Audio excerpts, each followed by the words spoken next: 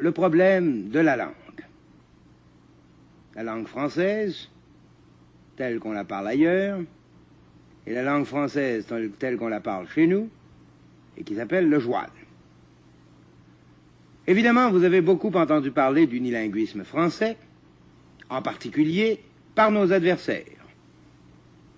Et ça a pu vous donner une fausse idée de ce que nous proposons, de ce que pourquoi nous nous battons. Monsieur Lesage, par exemple, se fait fort de dire « Même la France n'est pas unilingue française », ce qui est stupide. La France est unilingue française. Comme l'Angleterre est unilingue anglaise, la Suède unilingue suédoise, le Mexique unilingue espagnole. Et il est évident qu'en France, on travaille en français, on gagne sa vie en français, on gouverne en français, on étudie en français, on dépense son argent en français. Quoi qu'en pense M. Lesage, la France est unilingue française. Ce qui n'empêche pas beaucoup de Français de parler anglais, allemand, chinois, japonais. Ce qui n'empêche pas les Français d'avoir des relations internationales, de commercer avec le reste du monde, de faire de la politique internationale. Mais les Français, comme les Anglais, comme les Suédois, comme les Mexicains, se sont placés dans une situation normale. Ils ont accordé toute la priorité à la langue de la majorité. Or, ce que nous proposons, c'est de faire la même chose au Québec. Nous, les Canadiens français, nous formons plus de 83% de la population du Québec. Or, la langue utile, la langue nécessaire chez nous, c'est l'anglais. On se demande parfois comment il se fait que nous parlions joual. Et évidemment, il y a toujours des gens pour dire « c'est la faute au système d'éducation ». Non. La raison principale pourquoi nous parlons mal, c'est que la langue française, chez nous, n'est ni utile ni nécessaire. Un menuisier a une aiguine, s'il ne s'en sert pas, il ne l'affilera pas. Un Canadien français a une langue, s'il ne s'en sert pas, il ne l'améliorera pas. Il va plutôt tenter d'améliorer la langue qui lui sert, l'anglais. Et c'est anormal. Pas un peuple du monde n'accepte une pareille situation sauf nous. Évidemment, certains vous diront, bah oui, mais être bilingue, c'est être supérieur. Oui, en théorie, c'est vrai.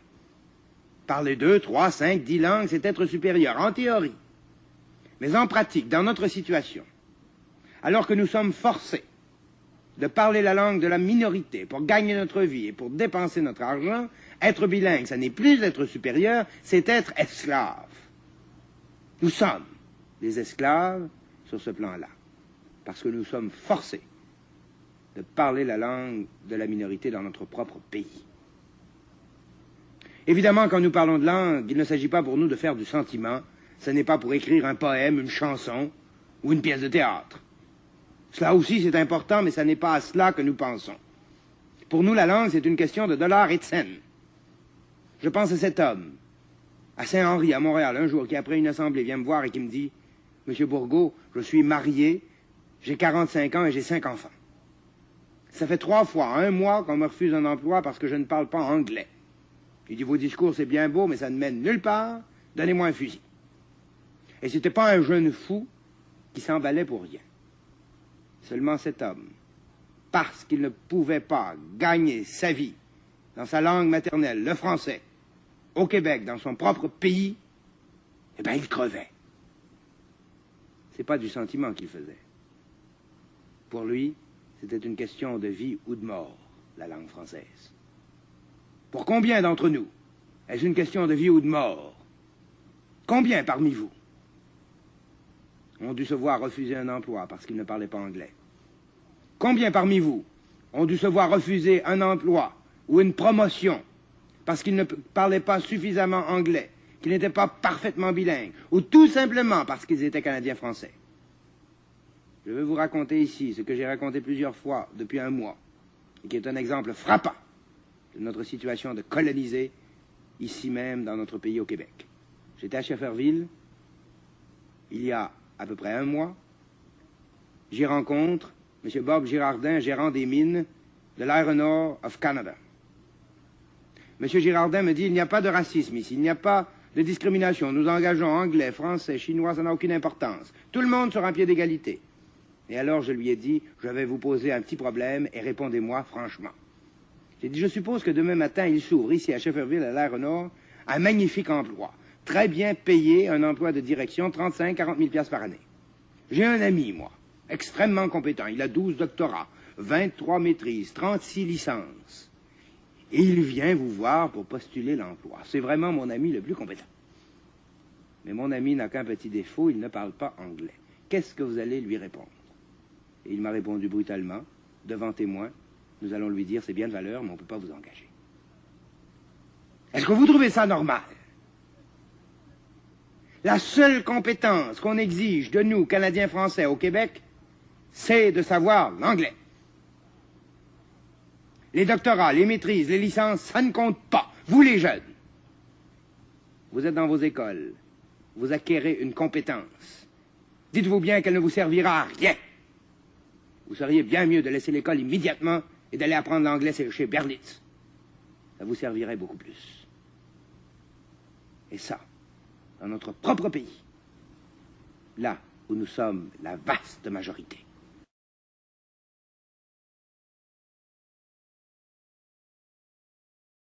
Le problème de la langue. La langue française, telle qu'on la parle ailleurs, et la langue française telle qu'on la parle chez nous, et qui s'appelle le joual. Évidemment, vous avez beaucoup entendu parler d'unilinguisme français, en particulier par nos adversaires. Et ça a pu vous donner une fausse idée de ce que nous proposons, de ce pourquoi nous nous battons. Monsieur Lesage, par exemple, se fait fort de dire « Même la France n'est pas unilingue française », ce qui est stupide. La France est unilingue française.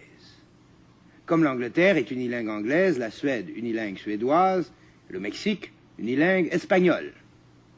Et il est évident qu'en France, on travaille en français, on gagne sa vie en français, on gouverne en français, on étudie en français, on dépense son argent en français. Quoi qu'en pense M. Lesage, la France est unilingue française.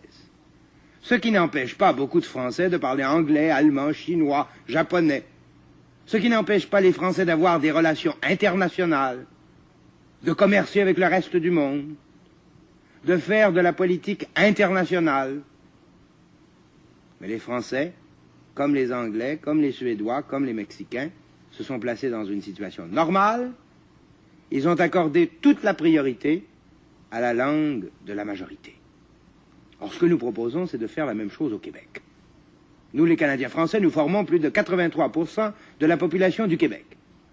Or, la langue utile, la langue nécessaire chez nous, c'est l'anglais. On se demande parfois comment il se fait que nous parlions joual. Et évidemment, il y a toujours des gens pour dire « c'est la faute au système d'éducation ». Non.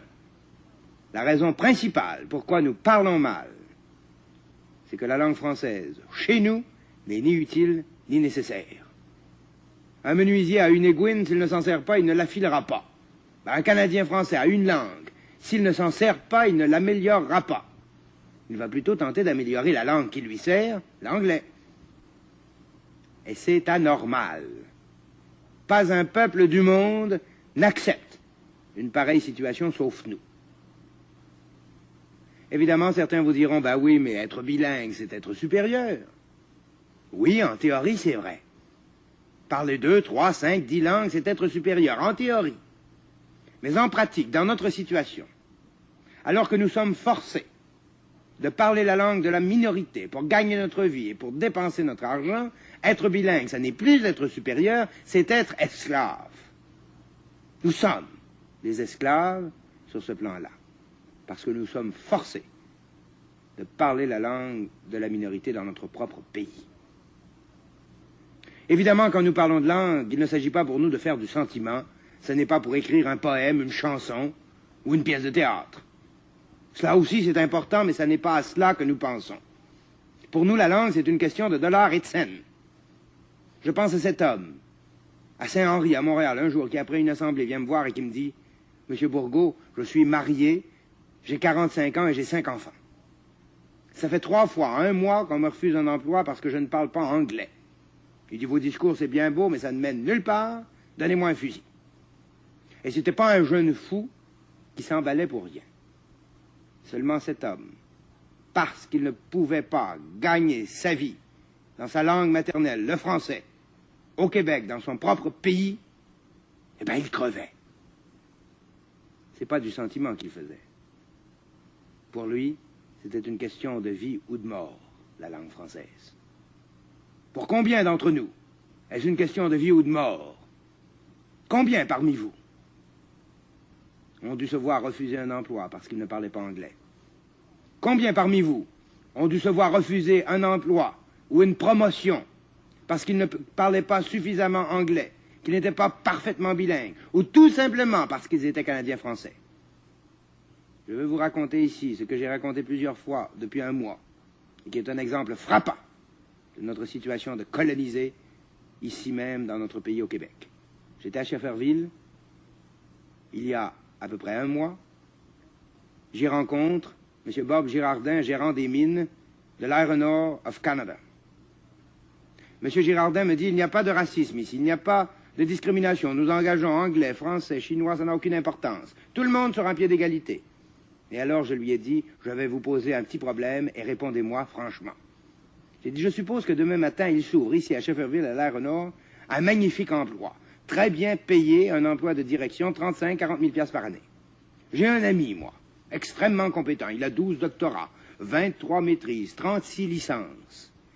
Et il vient vous voir pour postuler l'emploi. C'est vraiment mon ami le plus compétent. Mais mon ami n'a qu'un petit défaut, il ne parle pas anglais. Qu'est-ce que vous allez lui répondre? Et il m'a répondu brutalement, devant témoin, nous allons lui dire, c'est bien de valeur, mais on ne peut pas vous engager. Est-ce que vous trouvez ça normal? La seule compétence qu'on exige de nous, Canadiens français au Québec, c'est de savoir l'anglais. Les doctorats, les maîtrises, les licences, ça ne compte pas. Vous les jeunes, vous êtes dans vos écoles, vous acquérez une compétence. Dites-vous bien qu'elle ne vous servira à rien. Vous seriez bien mieux de laisser l'école immédiatement et d'aller apprendre l'anglais chez Berlitz. Ça vous servirait beaucoup plus. Et ça, dans notre propre pays, là où nous sommes la vaste majorité.